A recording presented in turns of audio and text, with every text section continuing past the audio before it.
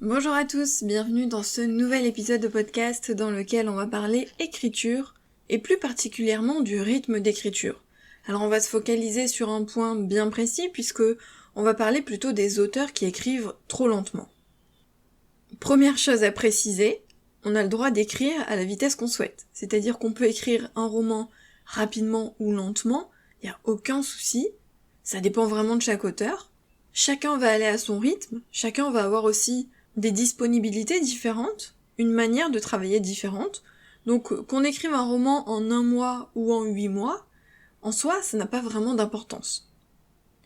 Là où ça devient important, c'est quand votre vitesse d'écriture vous pose problème.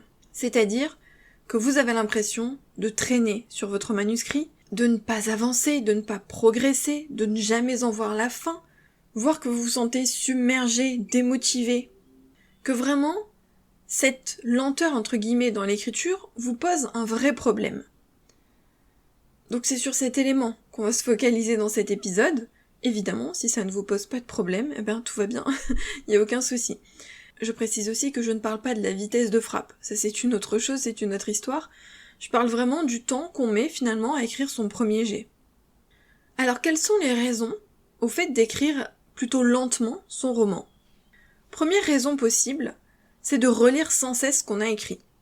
Ça c'est un travers de débutant et ou de perfectionniste, c'est-à-dire que souvent, et c'est souvent quand on commence, on a tendance à revenir sans cesse sur ce qu'on a écrit pour l'améliorer. On écrit un passage, on revient dessus pendant sa séance ou dans la séance suivante, et puis on écrit un autre passage, et puis des fois on en a 3 chapitres, 10 chapitres, 15 chapitres, et on repart du début, et on recommence, et ainsi de suite. Ça c'est une très très très mauvaise idée, parce que un premier jet ne se doit pas d'être parfait. D'ailleurs, je précise qu'aucun roman n'est parfait, même les romans publiés, mais bon, ça c'est un autre sujet.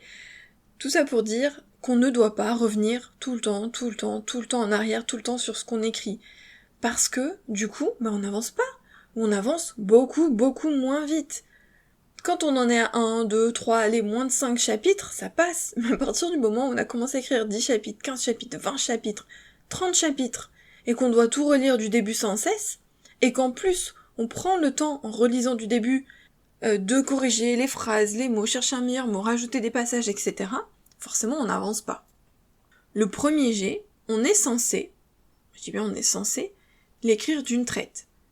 C'est-à-dire qu'on doit l'écrire du début à la fin, sans revenir en arrière. Exception faite, bien sûr, si on a besoin de relire le chapitre précédent, par exemple pour se remettre dans le bain, ou de vérifier un élément parce qu'on se dit mince, je ne sais plus ce que j'avais dit, ou je ne sais plus si j'en ai parlé, je voudrais pas me répéter, donc on peut faire une vérification, bien sûr, ça c'est différent.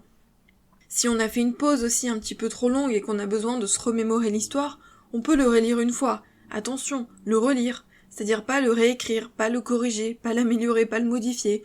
C'est je prends mon texte, limite je mets les mains dans les poches, et juste je le relis. Mais ce sont des exceptions. Le principe veut que on ne relit pas sans cesse ce qu'on a écrit, on avance.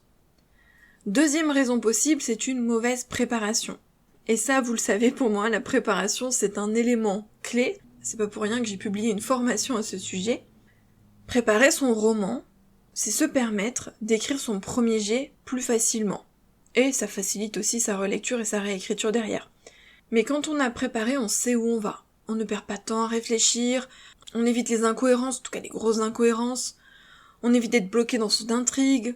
Bref, il y a plein d'avantages à la préparation. Et le fait est que préparer, prendre le temps de réfléchir à ses personnages, à ses lieux, à son univers, à son intrigue, à sa structure, c'est vraiment un plus, un avantage à l'écriture. Ça permet d'écrire beaucoup plus rapidement et beaucoup plus facilement sans se prendre la tête. Ça permet aussi d'éviter tous les blocages, pages blanches, syndrome du milieu, etc. Surtout si on a fait un plan. C'est pas obligatoire, quand on fait une préparation, on n'est pas obligé de faire un plan, mais c'est sûr que si on a fait un plan, c'est encore plus facile ensuite d'écrire son premier jet. Troisième raison possible, c'est que vous avez peut-être des difficultés à prendre des décisions et que vous êtes envahi par les doutes. Ça aussi, ça peut arriver, soit en fonction des histoires, soit parce qu'on en est au début de sa carrière. Le fait d'avoir peur de se tromper quelque part, et d'avoir peur de devoir éliminer des possibilités. Parce que forcément, quand on choisit quelque chose, Vous connaissez sûrement l'expression « choisir, c'est renoncer ». Quand on choisit un élément, par exemple, dans son histoire, ça veut dire qu'on met de côté tous les autres. Je vous donne un exemple tout bête. Si je décide que mon personnage, il a 30 ans, ça veut dire qu'il peut pas avoir 20 ans ou 40 ans. C'est un exemple vraiment très bête, mais c'est un exemple. C'est-à-dire qu'on doit prendre des décisions. Si je décide que là, les personnages se rencontrent à tel endroit, ça veut dire qu'ils ne se rencontreront pas ailleurs. Si je décide qu'il a, par exemple, tel pouvoir, ça veut dire que peut-être il n'aura pas d'autres pouvoirs, puisque je devais en choisir un. Donc, on doit prendre des décisions. L'auteur doit prendre des décisions. C'est son job. On ne peut pas rester tout le temps à hésiter entre plusieurs solutions, à ne pas savoir quoi faire, ou alors, pire, à mettre trop de choses dans son roman. C'est-à-dire ne pas réussir à se décider et tout mettre. Là, ce n'est pas possible non plus. Il faut décider, il faut faire des choix. Et pour pouvoir faire des choix et pour pouvoir faire les bons choix, il faut toujours se baser sur sa préparation.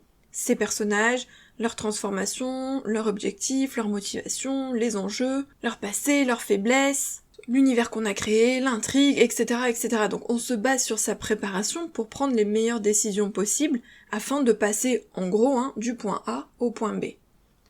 Même chose pour les doutes, là c'est plus un côté état d'esprit mindset. C'est normal de douter, je pense que la plupart des artistes doutent d'une manière générale, à plus ou moins grande échelle, en fonction des personnalités de chacun, en fonction aussi de l'expérience de chacun, puisqu'on doute quand même beaucoup moins quand on a un peu plus d'expérience, un peu plus de carrière derrière soi, que quand on en est à ses débuts. Mais le doute, c'est quelque part un compagnon qui va nous suivre tout au long de notre carrière. C'est normal de douter. Là où ça devient embêtant, c'est quand le doute prend le pas sur le reste, c'est-à-dire qu'il nous empêche d'avancer, qu'il nous empêche de croire en nous, qu'il nous empêche d'écrire, qu'il nous empêche de prendre des décisions. Ça, c'est un travail psychologique à faire sur soi, c'est-à-dire rebooster un petit peu sa confiance, donc avoir confiance en soi, suivre son instinct, bien se préparer, pourquoi pas se former ou être accompagné, mais il faut combattre le doute pour pouvoir avancer dans ses projets. Quatrième raison possible, c'est la perte de motivation ou la perte d'intérêt pour son histoire. Ça, c'est souvent dans le cas où soit on s'est lancé trop vite dans son histoire sans y avoir bien réfléchi, sans l'avoir préparé, sans avoir pris le temps. Du coup, au bout d'un moment, on s'essouffle un petit peu en se disant finalement, elle me plaît pas tant que ça. Soit c'est parce que justement l'écriture du premier jet traîne trop en longueur. Quand on écrit un roman en 1 mois, 2 mois ou 3 mois, c'est beaucoup moins démotivant qu'écrire un roman en 8 mois, 9 mois ou 12 mois. Tenir sur la durée, garder sa motivation, être toujours autant intéressé par son histoire, vibrer pour ce qu'on écrit, c'est beaucoup plus difficile quand on y passe des mois et des mois. C'est normal. C'est pour ça que l'idée d'écrire plus rapidement, c'est plus intéressant aussi en termes de motivation, puisque on se démotive beaucoup moins. Finalement, c'est un cercle vicieux. Je commence à écrire, ça met du temps, je commence à me démotiver, comme je suis démotivée, j'ai encore moins envie d'écrire, et comme j'ai encore moins envie d'écrire, je mets encore plus de temps, et ainsi de suite, du coup on ne s'en sort plus. Dernière raison possible, c'est la peur de l'après, voire du jugement ou du regard des autres. Certains auteurs vont avoir tendance à freiner l'écriture, à ralentir, parfois inconsciemment, sans s'en rendre compte, parce que ils ont peur d'arriver au bout et de devoir passer à l'étape suivante. L'étape suivante, c'est la relecture, bien sûr, la réécriture, pourquoi pas la bêta-lecture, et pourquoi pas la publication, ou présentation à une maison d'édition, c'est-à-dire passer à l'étape suivante et devoir faire lire son texte à d'autres personnes. Et ça, c'est une étape que certains auteurs ont peur de franchir, ce qui peut se comprendre. Là aussi, c'est un travail plutôt psychologique, d'état d'esprit, pour se faire confiance, pour croire en son histoire et pour avoir envie d'aller au-delà. Après, bien sûr, on n'est pas obligé de publier, mais pour certains dont l'objectif est la publication, du coup, le regard de l'autre peut vraiment être bloquant et empêcher d'arriver au bout du projet. Voilà pour les raisons principales qui, selon moi, ralentissent l'écriture d'un premier jet. Bien sûr, il peut y en avoir plein d'autres. Moi, je me suis focalisée sur, on va dire, les plus courantes, celles qui me paraissaient les plus intéressantes. Et maintenant qu'on a vu les raisons, on va essayer de réfléchir à des solutions. Parce que c'est bien beau de mettre le doigt sur ce qui pose problème, mais le fait est qu'il faut aussi trouver des solutions. Ça, je vous le dis toujours. Première étape, on identifie le problème. Deuxième étape, on trouve des solutions. Et troisième étape, on met en place un plan d'action. Donc deuxième étape, les solutions. Alors évidemment, ça dépend de la raison. moi je vais vous donner des solutions par rapport aux raisons dont je vous ai parlé tout à l'heure, mais en fonction du problème que vous avez identifié, il faut trouver une solution adaptée. Donc première solution possible, c'est évidemment d'avancer sans relire, je l'ai déjà dit. On ne relit pas sans cesse ce qu'on a écrit, on avance, on écrit son premier jet, d'une traite, et on aura tout le temps ensuite de relire, puisque dans tous les cas, il y a une phase de relecture et écriture qui suit. Donc on reviendra forcément sur son texte. Exception faite, comme je l'ai dit aussi tout à l'heure, des cas précis où oui, on a le droit de relire soit le chapitre d'avant, avant chaque séance, parce que ça nous aide à nous remettre dans le bain, soit pour aller vérifier quelque chose, soit parce qu'on a fait une longue pause. Mais ce sont des exceptions. Deuxième solution possible, c'est donc de faire une bonne préparation, prendre le temps de préparer son roman, prendre le temps d'y réfléchir, prendre le temps de se demander si l'histoire a vraiment un intérêt, si elle nous plaît, on prend le temps de développer son idée. On travaille ses personnages, ses lieux, son univers. On réfléchit à une structure solide qui va nous permettre d'avancer ensuite, voire on fait un plan ou une partie de plan ou un plan léger, pour être sûr de pouvoir avancer sans douter, sans revenir en arrière, sans être bloqué. C'est vraiment très important. Je vous rappelle que j'ai publié une formation pour vous aider à préparer votre roman. Et deuxième conseil sur la préparation, c'est de préparer ses séances. Ça aussi c'est un conseil crucial. Préparer ses séances, ça marche super bien quand on a tendance à être bloqué, à ne pas avancer, à arriver devant son ordinateur, à ne pas savoir quoi écrire, à être un petit peu perdu, à être démotivé. Préparer ses séances, ça prend peu de temps, parfois en 5 ou 10 minutes c'est prêt, mais ça aide vraiment. Donc on prépare sa séance, soit juste après la séance précédente, imaginons, vous écrivez le lundi matin et le mercredi matin. Lundi matin vous écrivez, vous préparez la séance de mercredi juste après, c'est-à-dire à la fin de la séance du lundi, vous préparez votre séance du mercredi. Si c'est pas possible pour X raison, vous préparez votre séance, par exemple le lundi soir, ou le mardi dans la journée, ça dépend de votre emploi du temps bien sûr. Dernier cas, c'est de préparer sa séance juste avant, c'est-à-dire le mercredi matin, d'avoir un créneau préparation avant le créneau d'écriture. Moi je vous le déconseille, je pense que c'est pas mal de préparer avant. Souvent, la veille au soir, c'est pas mal, parce que du coup c'est encore frais dans votre esprit, ou tout de suite après la séance précédente, parce que là aussi c'est frais dans votre esprit, vous avez peut-être des idées pour la suite, donc parfois c'est plus facile d'enchaîner. Le fait est qu'on ne doit surtout pas préparer sa séance pendant sa séance d'écriture, parce que sinon on n'écrit pas. Il faut que ce soit vraiment 2 temps distincts. Et comme je l'ai dit, ça prend pas forcément longtemps. Vous allez préparer votre séance, ça peut être préparer une scène, ça peut être préparer un chapitre, c'est tout. On vous demande pas de préparer tout le livre ou de revoir tout votre plan. Là, c'est préparer en gros ce qui va se passer pendant votre séance d'écriture. De quoi vous allez parler pendant la prochaine séance d'écriture. Est-ce que c'est une scène de combat? Est-ce que c'est un dialogue? Est-ce que c'est une révélation? Est-ce que c'est quelque chose qui parle de la relation entre les personnages? Donc préparez cette séance, comme ça, au moment où vous allez arriver devant votre ordinateur, ou votre carnet, si vous écrivez à la main, vous ne serez pas bloqué, parce que vous saurez exactement de quoi vous allez parler, vous l'aurez imaginé dans votre tête, peut-être que vous aurez même la scène vraiment développée dans votre esprit, avec des images, etc. Et du coup, arrivé devant votre ordi, vos doigts vont couler sur le clavier super facilement, puisque vous aurez tout en tête. Troisième solution, c'est donc de travailler son état d'esprit. Il y a beaucoup de blocages, beaucoup de problèmes qui finalement ne sont pas liés à l'écriture en elle-même, mais qui sont liés au mental, à l'état d'esprit, à la confiance en soi, au doute. Et ça, c'est un travail à faire sur soi. Et j'ai envie de dire que ça va même bien au-delà de l'activité d'écrivain. C'est dans la vie de tous les jours. Il faut se faire confiance.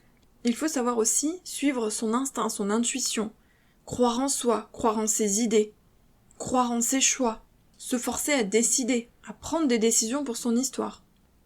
Donc pour ça, on travaille son état d'esprit, on est positif, on se booste, on croit en soi. Si on a besoin, on se fait accompagner d'un coach, d'un partenaire d'écriture, d'un alpha lecteur. On suit des formations, pourquoi pas.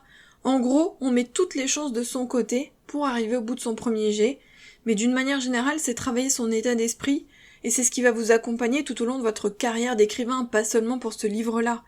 Puisque tout ce que vous mettrez en place, tous les outils, tout ce que vous travaillerez, ça va vous aider ensuite à vous sentir plus à l'aise dans votre carrière, vous sentir plus à l'aise dans vos baskets d'écrivain. Donc c'est super important de travailler son état d'esprit, ça je le répète depuis des années, puisque c'est grâce à ça qu'on peut tenir sur la durée.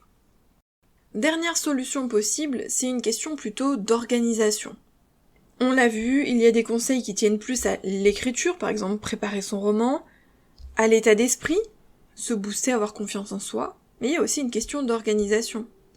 Est-ce que vous arrivez à dégager du temps pour écrire? Parce que peut-être c'est ça le problème. Peut-être que vous n'arrivez pas à dégager du temps pour écrire, peut-être que vous êtes distrait quand vous êtes devant votre bureau pendant vos séances d'écriture parce que vous n'avez pas de temps tranquille, peut-être qu'il y a trop de choses autour de vous en ce moment, donc il faut aussi revoir son organisation, peut-être retravailler son espace bureau, le rendre plus agréable, plus inspirant, ou l'isoler davantage s'il n'est pas assez isolé et que c'est possible. Retravailler la communication avec son entourage si à chaque fois on vient nous déranger pendant qu'on écrit. Se dégager du temps dans son emploi du temps si jamais jusqu'à présent on n'a pas réussi à avoir de vrais créneaux d'écriture. En gros, on doit se poser des questions sur pourquoi je n'ai pas le temps d'écrire ou pourquoi je n'arrive pas à écrire. Qu'est-ce qui me distrait, qu'est-ce qui ne va pas, qu'est-ce qui ne marche pas actuellement pour pouvoir mettre en place des solutions. On peut également faire une vraie pause. Parce que parfois, se traîner son manuscrit pendant des mois en essayant de se forcer à écrire malgré tout et ne pas y arriver, c'est encore plus frustrant. Donc il vaut mieux prendre quelques semaines de pause. Se dire voilà, pendant par exemple 1 mois, je n'y touche plus. Je ne vais pas à mon ordinateur, je ne touche plus à mon manuscrit, je ne me force pas à écrire. Et y revenir après 1 mois, ou 2 mois, ou 3 mois, ça dépend de ce que vous préférez. Ça dépend aussi de votre besoin, de ce que vous ressentez. Mais quand vous allez y revenir, ce sera différent parce que vous aurez l'impression d'avoir vraiment soufflé, d'avoir pris du recul, d'être prêt à redémarrer. Peut-être même que vous serez remotivé, que vous aurez retrouvé cette envie d'écrire cette histoire. Si c'est pas le cas, c'est peut-être que l'histoire, c'est pas le moment pour l'écrire et qu'il faut peut-être passer à un autre projet. Mais sinon, vous allez peut-être retrouver cette petite flamme, cette petite étincelle que vous aviez perdue parce que vous avez pris le temps de souffler, de prendre du recul. Et peut-être que pendant ce temps de pause, vous aurez eu aussi de nouvelles idées. C'est pas obligatoire, on n'est pas obligé de réfléchir à son manuscrit, puisque le but c'est de faire une vraie pause. Mais parfois, il y a quand même des idées qui viennent. Même si on fait pas exprès, même si on n'y réfléchissait pas intensément, il y a quand même des idées qui vont venir, et ça peut vous aider et vous débloquer. Donc dans tous les cas, si on écrit trop lentement, d'abord on identifie le problème ou les problèmes, pourquoi on écrit lentement, ensuite on envisage des solutions, et enfin, plan d'action. Imaginons, on a détecté que on trouvait pas le temps d'écrire. Les solutions, il faut dégager du temps dans son emploi du temps. Plan d'action, je dégage des créneaux. Mais concrètement, c'est-à-dire que, par exemple, je vais rogner sur telle activité, ou alors le matin, au lieu de faire ça, je vais faire telle chose, ou alors 2 jours par semaine, au lieu d'aller à telle activité, je vais écrire. Donc en gros, après avoir envisagé les solutions, on les met en place concrètement, dans la pratique.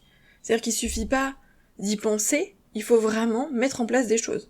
Et donc ça vaut pour tout ce dont on a parlé dans cet épisode.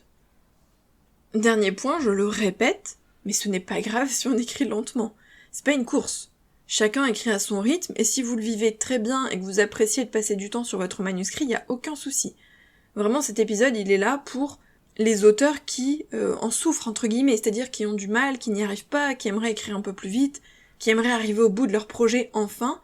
Donc c'est plutôt pour ceux qui vivent mal le fait de ne pas avancer dans leur premier jet, mais je le répète, c'est pas une compétition, c'est pas celui qui écrit le plus vite, et c'est pas parce qu'il y a certains auteurs qui écrivent en 2 semaines, en 3 semaines, en 1 mois qu'il faut faire pareil.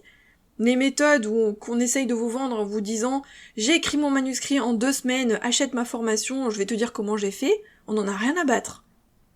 Si vous écrivez en 2 semaines, très bien, si vous écrivez en 1 mois, très bien, si vous écrivez en 6 mois, très bien. On s'en fout de la rapidité. La seule chose, c'est si vous le vivez mal. Mais si vous le vivez mal, on va pas foncer sur des méthodes soi-disant miracles, j'en ai déjà parlé dans plein d'épisodes. On réfléchit plutôt à des solutions concrètes, on réfléchit à ce qui ne marche pas, à ce qu'on pourrait changer, mais on garde les pieds sur terre, et on se laisse pas tomber dans des solutions de facilité. Voilà ce que je voulais vous dire pour cet épisode, j'espère que ça aura été utile, et puis nous on se retrouve la semaine prochaine pour un nouvel épisode de podcast. Oui, parce qu'en novembre, vous retrouvez enfin un épisode par semaine. Donc rendez-vous la semaine prochaine. Bye.